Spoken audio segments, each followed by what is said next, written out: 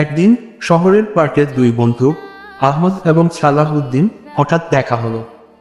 দীর্ঘদিন পর একে অপরকে দেখে তারা আনন্দিত হলো। আহমদ বলল, দোস্ত, অনেক দিন পর তোমাকে দেখলাম, তোমার কি কোনো পরিবর্তন হয়েছে? সালাহউদ্দিন হেসে বলল, হ্যাঁ, অনেক কিছুই বদলেছে। আল্লাহর প্রতি ঈমান আরো শক্ত হয়েছে, জীবনটাও এখন অনেক শান্তিপূর্ণ মনে হয়। আহমদ অবাক হয়ে বলল, বেশ, কিন্তু কিভাবে? সালাহউদ্দিন একটু থেমে বলল, আমি মনে করি ঈমান হলো সবচেয়ে গুরুত্বপূর্ণ বিষয়। যখন তুমি আল্লাহকে বিশ্বাস করবে এবং তার পথে চলবে, তখন সবকিছু সহজ হয়ে যায়। তোমার জীবন কোনো কষ্টেও আল্লাহর উপর ভরসা রেখে চলতে পারো। আহমদ একটু চিন্তা করে বলল, তাহলে আমি তো অনেক সময় দ্বিধায় পড়ে যাই, কিভাবে ঈমান শক্তিশালী করা যায়? সালাহউদ্দিন বলল, প্রথমত কুরআন পড়ো, নবী সাল্লাল্লাহু আলাইহি ওয়াসাল্লাম এর হাদিস শোনো, আর সবচেয়ে গুরুত্বপূর্ণ, আল্লাহর সঙ্গে সম্পর্ক করো। তার প্রতি বিশ্বাস ও ভালোবাসা বৃদ্ধি পেলে সবকিছু স্পষ্ট হয়ে যাবে। আহমদ খুশি হয়ে বলল, তোমার কথাগুলো খুবই ভালো লাগলো, আমি চেষ্টা করব ঈমান শক্তিশালী করতে। তাদের মধ্যে এই গভীর আলোচনা শেষ হওয়ার পর তারা একে অপরকে দোয়া করে বিদায় নিল।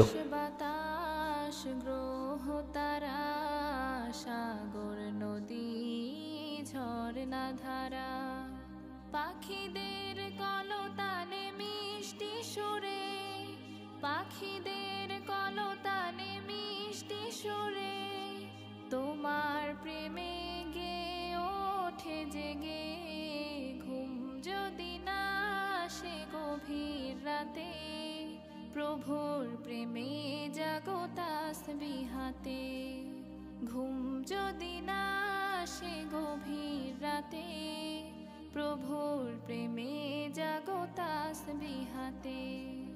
সুন্দর সুশীতল মিষ্টি হাওয়ায় ঢেউয়ে ঢেউয়ে বয় নদী তোমার দয়ায়, সুন্দর সুশীতল মিষ্টি হাওয়ায় ঢেউয়ে ঢেউয়ে বয় নদী তোমার দয়ায়, সাগর নদীর জোয়ার ভাটা, সাগর নদীর জোয়ার ভাটা, তোমার প্রেমে ওঠে জেগে, ঘুম যদি না আসে গভীর রাতে, প্রভুর প্রেমে জাগো তাসবিহাতে, ঘুম যদি না আসে গভীর রাতে, প্রভুর প্রেমে জাগো তাসবিহাতে, ঘুম যদি না আসে গভীর রাতে, প্রভুর প্রেমে